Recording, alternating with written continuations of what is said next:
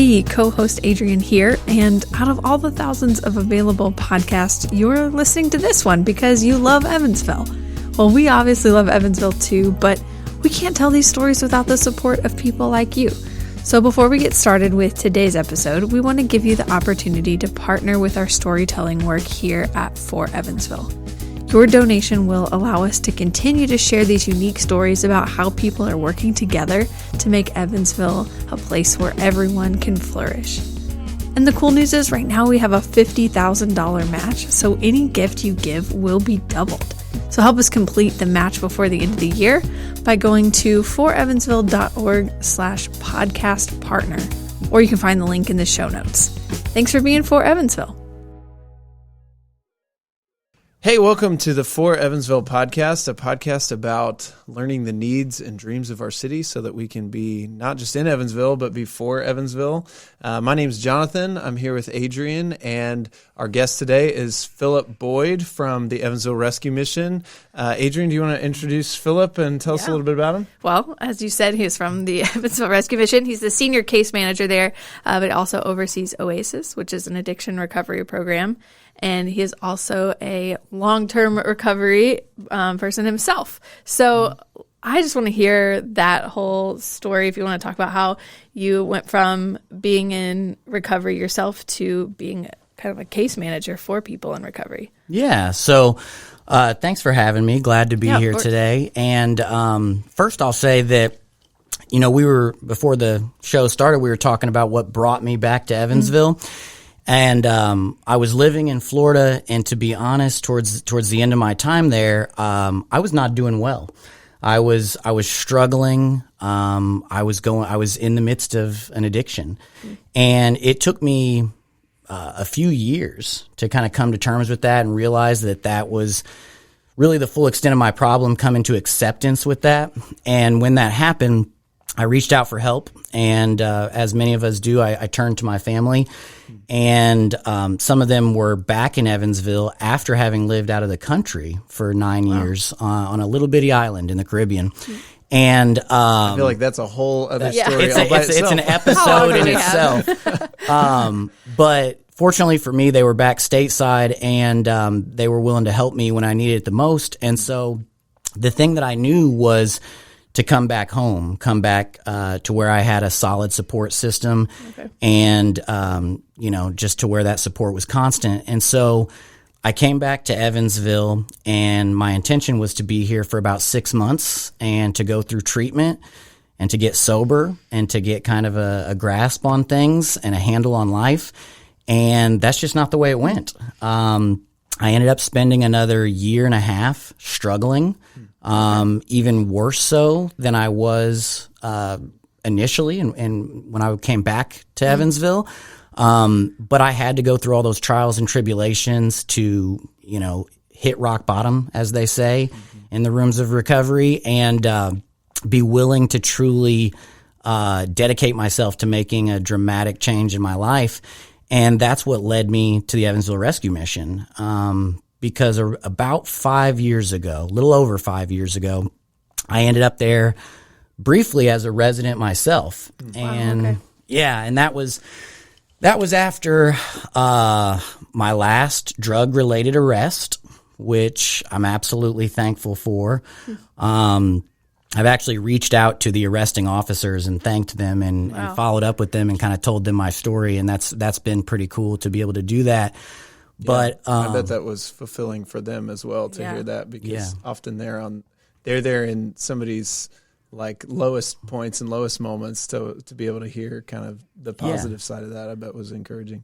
I don't think often enough that law enforcement officers get to see the potential positive outcomes of the arrests that they make. And in my story, it was the way that I was treated with respect and dignity in a moment of crisis where I was breaking the law and, quite frankly, committing felony acts just by possessing, the substances that I possessed.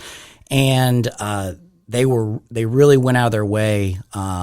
This was the sheriff's department. They really went out of their way to be helpful and expressed genuine care and concern. Wow. And they said that they believed they were saving my life, and I believed that they were. And anyway, so I spent some time in Vanderburgh County Jail, and then I was transferred to a treatment center, and then that came to an abrupt end, and that was me still acting on what we call character defects. So I wasn't really entirely ready. I was resistant to some of the concepts of recovery, and I thought I knew better than some of the folks at the treatment center, and I see that a lot now in my line of work. So it's given me a whole new perspective to be able to exercise some patience and tolerance whenever guys at our facility are kind of showing those same characteristics. So ultimately, though, I think it all happened for a reason that I couldn't see then, that I ended up at the rescue mission. And although I was only there for a few weeks, I then went into a long-term recovery program, sober living, transitional housing program. And I got really active in Evansville's recovery community. And for anybody that doesn't know, Evansville has a booming recovering community in comparison to like other cities that are our size. And so that's great. And through becoming active in the recovering community, months later, someone from the Evansville Rescue Mission reached out to me to see if I had any interest in a job opportunity. And, that had never happened either. I'd never been contacted about a job. I always just, had to apply and go through the usual, process. And so, I went into the rescue mission, not thinking that it was the line of work that I wanted to go into. But after having a discussion with a couple of the directors there, they were very open-minded and receptive to the idea of bringing recovery into the rescue mission. Okay. And so that was where kind of my passion and that opportunity came into alignment. And initially I was hired on as a assistant resident director and went through a couple job changes over the years. And, now I'm the senior case manager. And what's been really cool about that is I was blessed with the opportunity to essentially create a recovery program for the residents there that are coming into the rescue mission that are struggling with an addiction. And, some of them do need to go to detox facilities or treatment centers right out of the gate. But after that, there's this continuation of a process that really takes months, years. I mean, it really, actually, that's just the beginning, but it's intended to go on the rest of your life.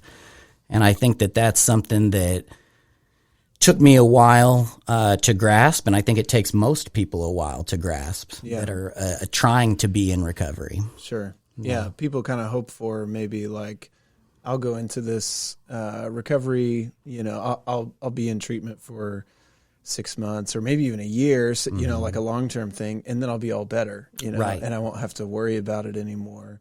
And I think sometimes people who haven't wrestled with addiction maybe think that it's that easy too. But what I've learned from just relationships with people who have walked through that journey, it seems like in most cases it is to some extent like a lifelong journey, and being able to be part of a really vibrant recovery community like we have in Evansville is a real blessing, and like just an opportunity to be able to do that and not by yourself, right? Oh yeah. So absolutely. I love that. Yeah, it's a necessity. I mean, to become part of that recovering community, not just be somebody that's on the outskirts of it or an observer or, sitting on the sidelines. Like right. For me, it was huge to become entrenched in it and involved in it and active in it. And it's made all the difference for me. Yeah. Was there anything about that process that like surprised you, like as you were going into that and like before you kind of talked about not being totally committed to some of the principles of recovery maybe, or the way of doing things. Once you went through that transition of kind of becoming more committed, becoming more entrenched in that community. Was there anything about that process that you learned that maybe surprised you about what that whole experience was like? Yeah, absolutely. So I think the common misconception is that, recovery simply means to stop using drugs or to stop drinking, or really both. Sure. But there's so much more to it than that. And it's, there's a saying in recovery, and it goes like this: you only got to change one thing, and that's everything.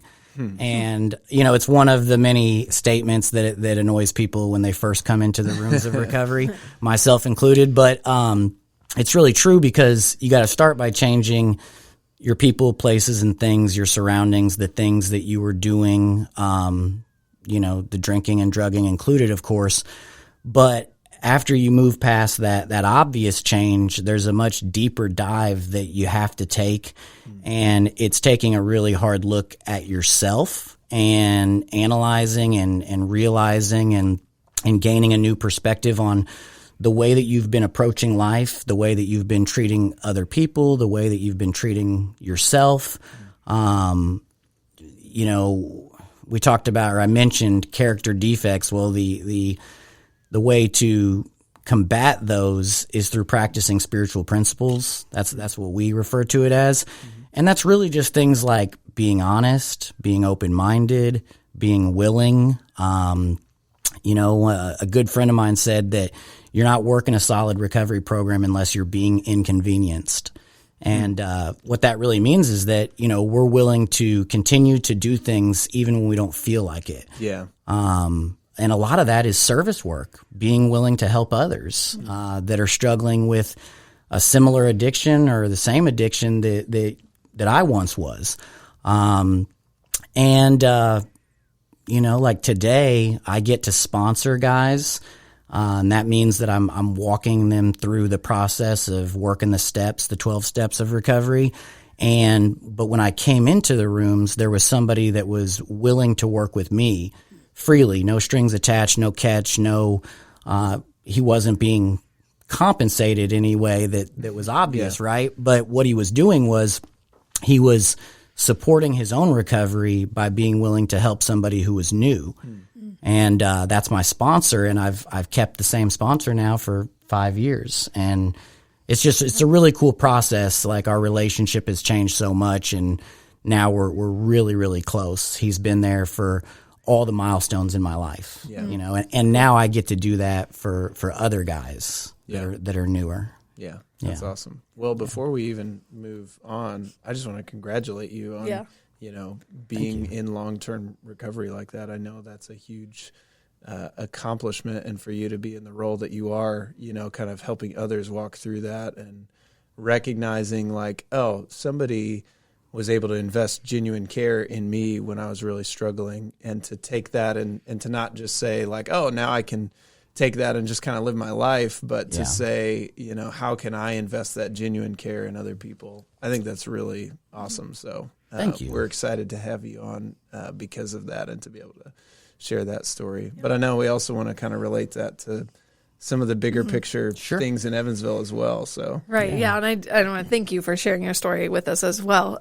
So we're talking about our State of E. I'll hold it up because I actually have one now. Yeah. So if you're watching our YouTube version of the podcast, you can see the State of E report, which you can get your own copy if you want, or find it online at forevansville.org/stateofe. But right before this as well, when we were talking, I just brought up some stats that we have in the report, and you had some comments on them, which I would love to unpack with you. So the stats that I talked to you about was that 28% of Evansville's homeless population reported living with a serious mental illness, and 27% reported struggling with a substance abuse disorder.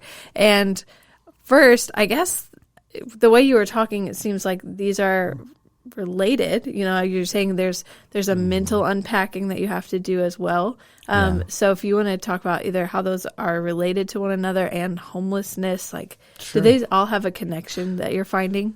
Sure. So, for one, I mean, someone that's struggling with, a mental health issue or a mental health crisis, they may or may not also be struggling with an addiction.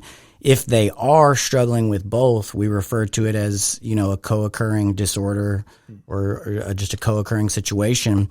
And so there's plenty of that we see. But my initial response when you gave me those numbers was I asked if that was based on self-reporting evidence or self-reporting data, because those numbers do seem low to me. And, while I'm not necessarily going to give any specific, counter numbers, I will say that like at the rescue mission, we see probably about a third of our population that's just anyone entering the doors and checking in as a resident is experiencing some type of a mental health issue or struggle. And then probably half or more are experiencing struggles related to an addiction. I would even say at times those percentages could be as high as 70% in terms of the addiction struggles. Oh, okay. And so, that's why I say that our numbers don't exactly match, but sometimes when you're asking someone, are you struggling with a mental health issue? Are you struggling with an addiction issue? For one, it's a matter of perception. They might not think that they are when in fact they are. Sure. I kind of spoke to that during my introduction when I said that, when I was living in Florida, I spent a significant amount of time struggling with just the acceptance that I did have an addiction. And so if you would have asked me, 7 years ago, am I struggling with an addiction? I probably would have said, no, absolutely not, And I probably would have lied to you on many fronts because, that's how I was approaching things. And it wasn't solving any of my problems, obviously.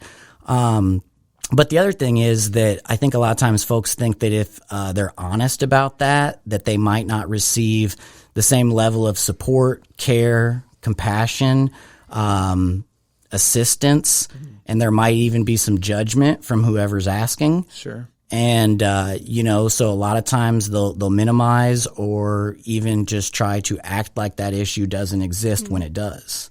And we see that happen a lot of times when guys are checking into the rescue mission. We're offering them the different programs that we have. And a lot of times guys don't necessarily want the program that they need. So, we'll say that the programs here unfortunately, they're for the guys that want them, not always those that need them. Yeah. So it's something that we deal with. Sure. Okay. Yeah. How do you navigate that when you see like this person does need this program, but they don't want it? The way I navigate that is I try to be very forthcoming, not in a judgmental way, but just come right out and, ask the hard questions. Yeah. And if I feel like, they're being maybe evasive in their answers or their responses, there's certain questions that I can ask that it's hard for them to avoid accountability on the responses. Yeah. And with that, then maybe we can just start to crack that door where we can start to have a more open and honest conversation. And, sometimes that's like a crucial moment in time, because if they're willing to get really honest and upfront right then and there, then they can be placed in the proper program. But there has to be some level of buy-in on their part, because we don't want guys to be forced into a program that don't want to be in that program. Sure, because then it won't work. Right, exactly. Yeah, exactly. So I'm curious with the kind of the connection between these things of addiction and mental health and homelessness. It seems like my mind goes to like, is there a cause and effect relationship? And if so, like, which is the cause and which is the effect? Yeah. And it feels a little bit like it's one of those things that can be very cyclical. I know in your story you talked about, once you kind of came to terms with this idea of like, I'm struggling with addiction, your reaction was, I need to get around my family and around my support system. And often somebody who's experiencing homelessness, they might not have that family around them or the support system.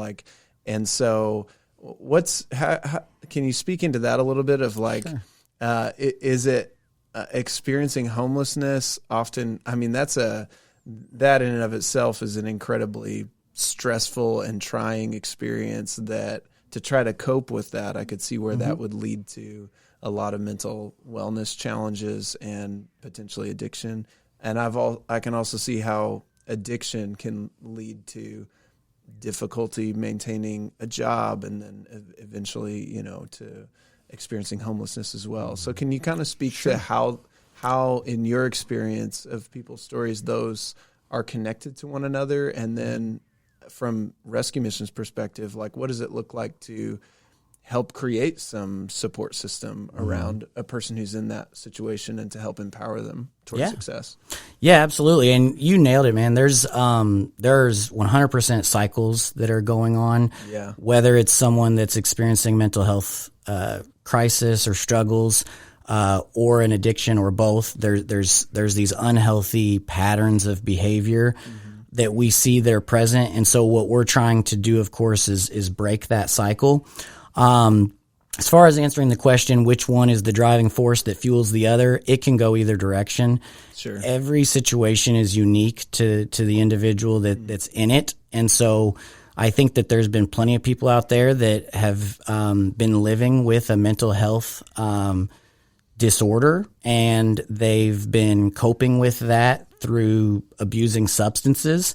And sometimes they truly believe that the substance that they're abusing is a bit of a solution to that problem.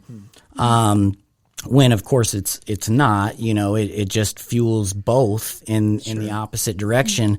And, sometimes it's hard to even figure out exactly what you're dealing with, because there are mental health issues that will appear as drug abuse. We see guys that are going through, meth-induced psychosis that appear to have schizophrenia.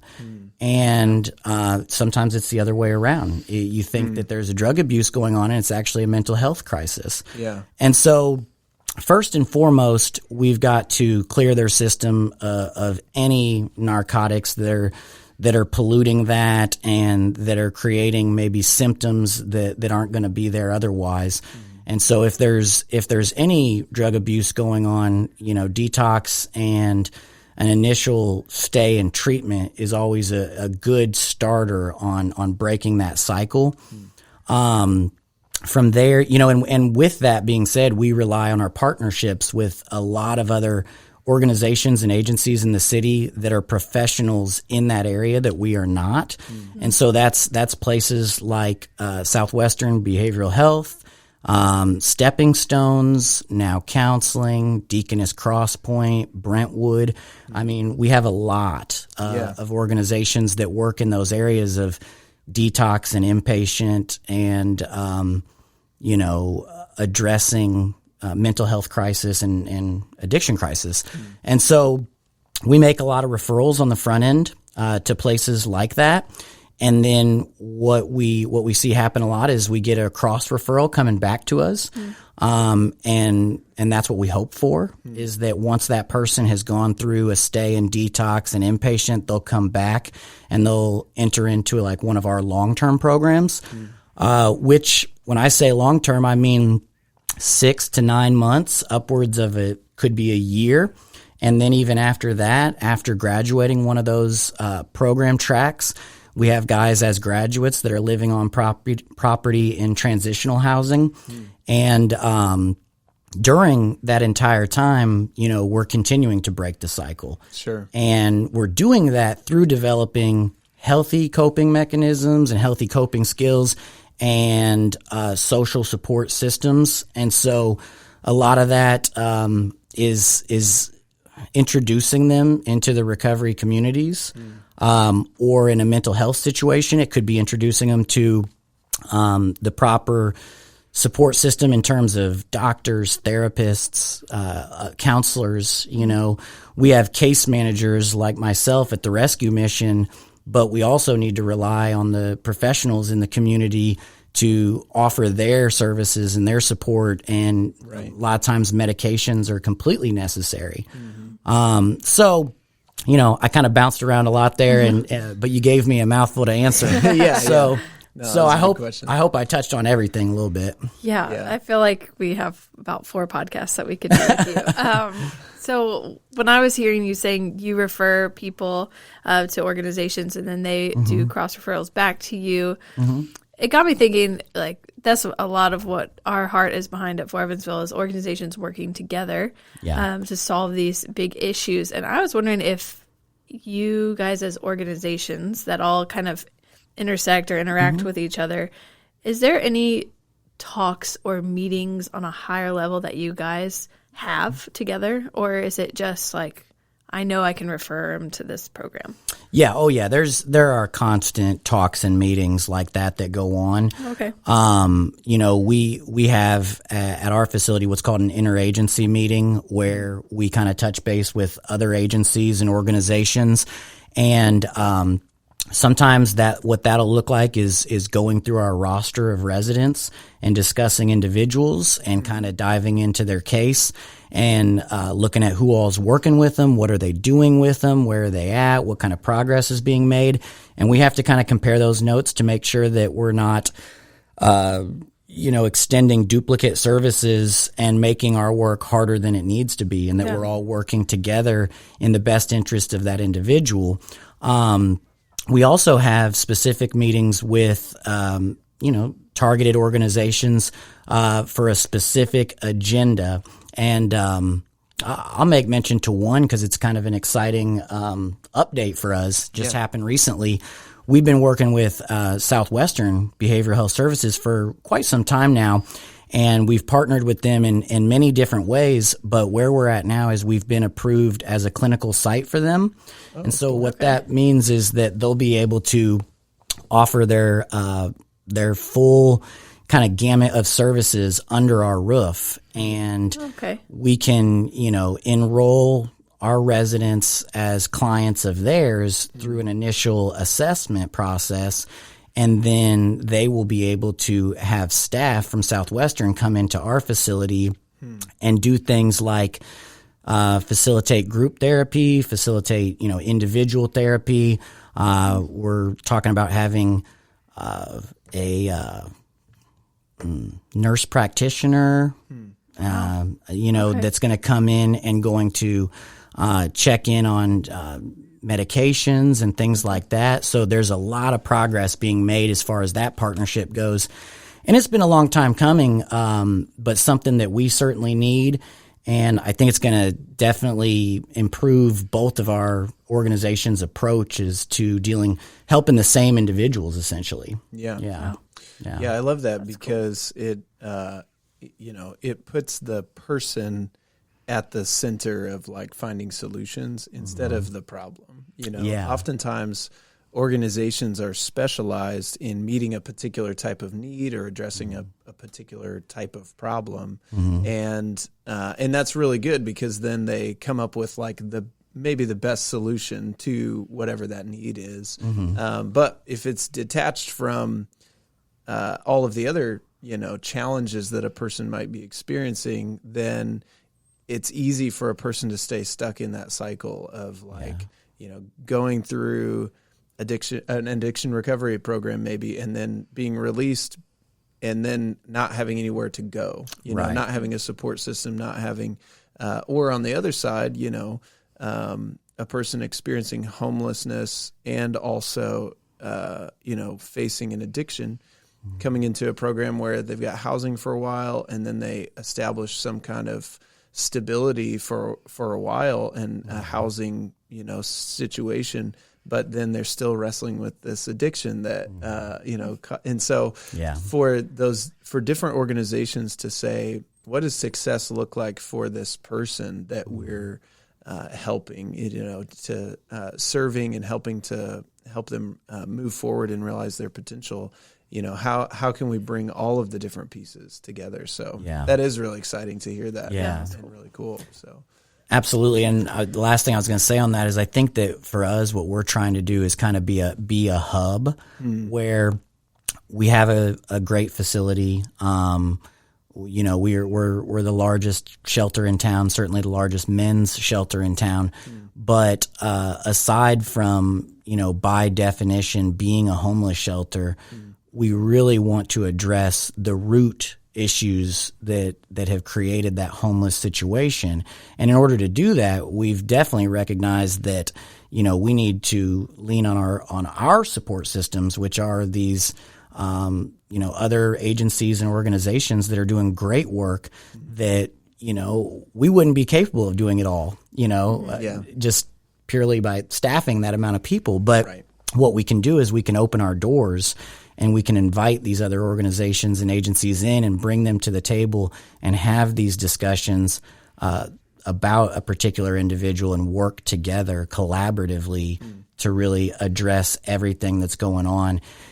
And give them the time that it takes, which is several months to maybe even a couple of years. Yeah. Our belief on that is that we would rather someone come and spend 18 months with us or even 2 years with us and only be with us that one time and break that cycle and never see them experience homelessness or addiction or mental health crisis again.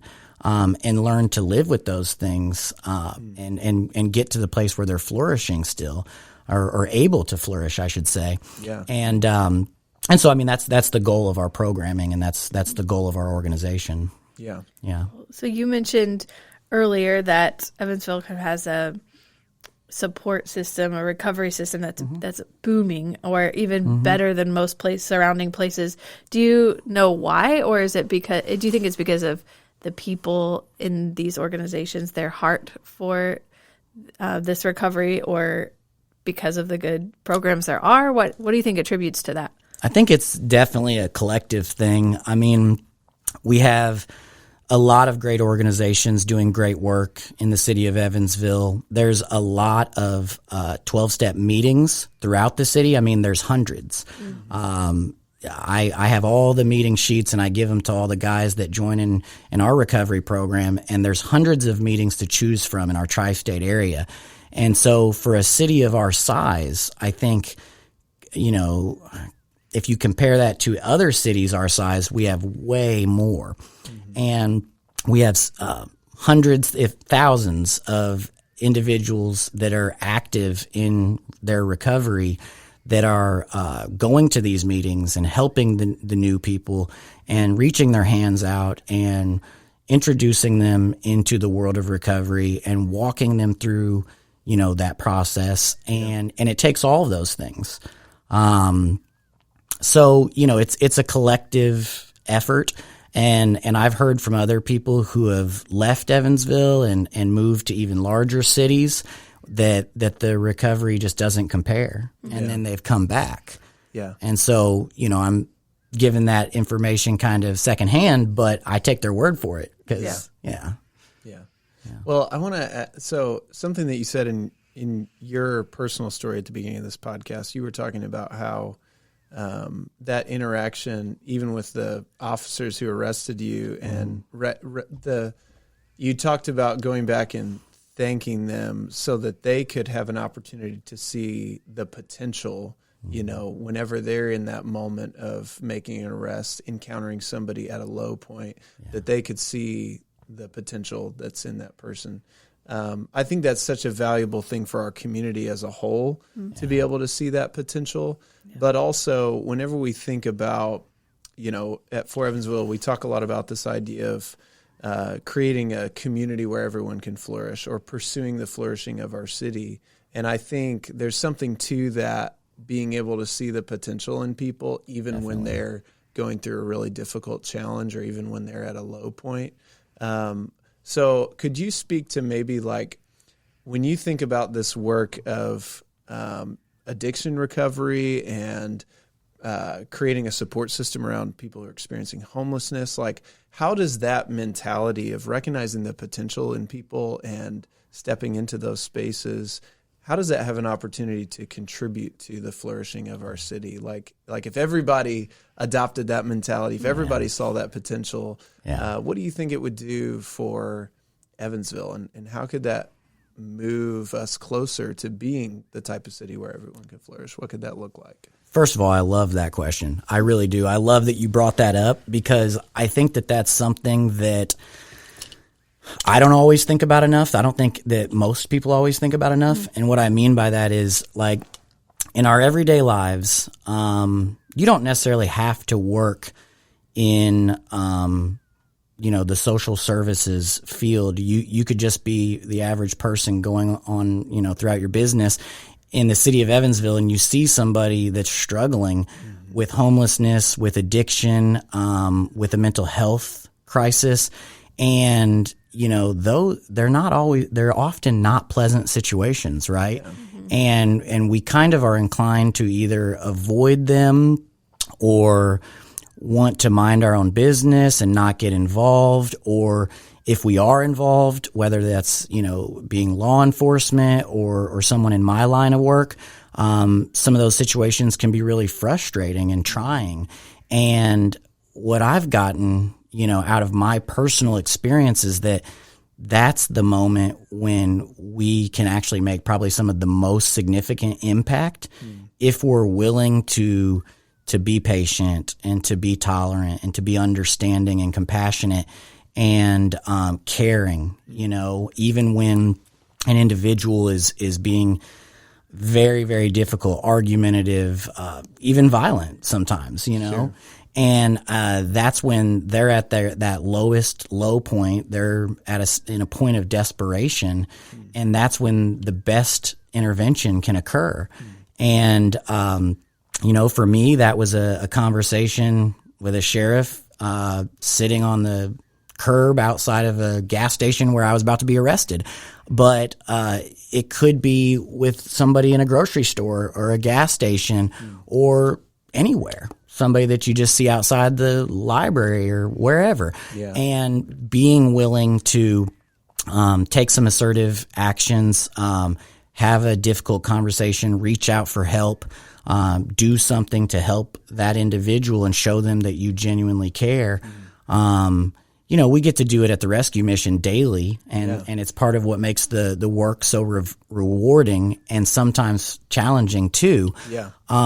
But for anybody that's out there listening, it's something that we're all capable of. Yeah. I think it just is paying more attention and being willing to extend a helping hand, and do so in a compassionate way, where we might have to understand that person is going through the worst day of their life. Yeah. And the worst thing that we probably could do is turn a blind eye and walk away from that. Mm-hmm.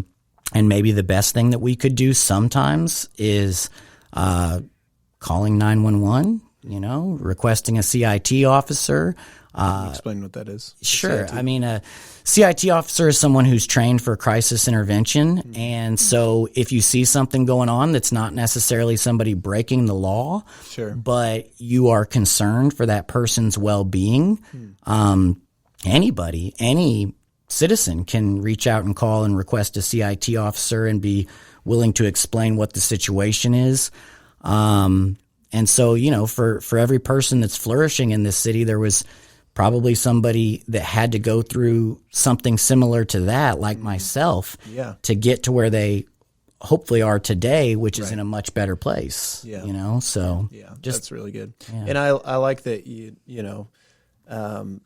being willing to kind of step into that space with somebody, to be compassionate, to not turn a blind eye, but to acknowledge them as a fellow human being in person, but also recognizing where our limited ability to help might be, like where are the limits of my ability to help, and where could bringing a professional, somebody who has the appropriate training into their situation, where can that be the best thing to do? Because I think the other side of that is turning a blind eye is an easy way to kind of, deal with that discomfort of encountering a difficult situation, but also sometimes offering a solution that's very temporary that we can feel good about, but maybe isn't as helpful in the long run. Is another way that we deal with that. Whereas having that having that patience, having that willingness to like hear somebody's story and take a little bit of time with them. Yeah. And then say, is there any way that I could help you get connected to some resources that can help better than I can, I think is really valuable. Is there anything else that you would maybe offer to people as like, here's how you can be a good neighbor to somebody who's experiencing this type of crisis situation, or here's, here are some other action steps you could take. Is there anything else that comes to mind as a way for people to serve? I think just being willing to sometimes have that uncomfortable conversation, or that conversation that we perceive as uncomfortable, because it's not the everyday conversation. I think about the fact that we as humans, we go around and we say very casual things to each other. Hey, how's your day going? How, that sort of thing. And we just expect a very common answer. Great. How you doing? That sort of thing. And whether it's a neighbor or a friend or a loved one, or it could just be the guy on the corner that's begging for $1. You know what I mean? Yeah. Being willing to take a little bit of time out of your day and have a very intentional conversation to gain a bit of insight about what that person is truly going through. And you said it, man, being willing. You have to be informed to a certain degree, educated to a certain degree, and that could just be knowing about the Evansville Rescue Mission, knowing about other organizations throughout the city that person could be referred to or taken to, or just given the phone number to. Yeah. I'll relate it to my experiences. I remember when I first came to Evansville and was looking for a treatment center to get into. And at the time, I didn't have a job. I didn't have a dime to my name. Yeah. I didn't have insurance, although I qualified for it. And I was calling all these places in a state of desperation, and I couldn't find a place that was willing to take me as I was. And I think that's one of the great things about the rescue mission, is that we take people with regardless of any of that. I mean, because we don't rely on any of that. So there's you don't have to have any insurance. You don't have to have any sort of Recovery Works grant or any kind of funding or any money or anything like that. You just come as you are. But a lot of people that are at that point don't even know what's out there and that's able to help them. And so just being somebody that can connect them, being a connector is huge. Yeah. Yeah. I think something we're seeing, and even with your story of you're going through this, but you also need a job, and people don't necessarily want to take a chance on that because they will rely on you, and you might seem unreliable at that time. So how can businesses and organizations support maybe you guys at the rescue mission, or you support them? Is there collaboration that could happen where you're kind of helping them out, help someone else by maybe offering them a job, or how would that look like?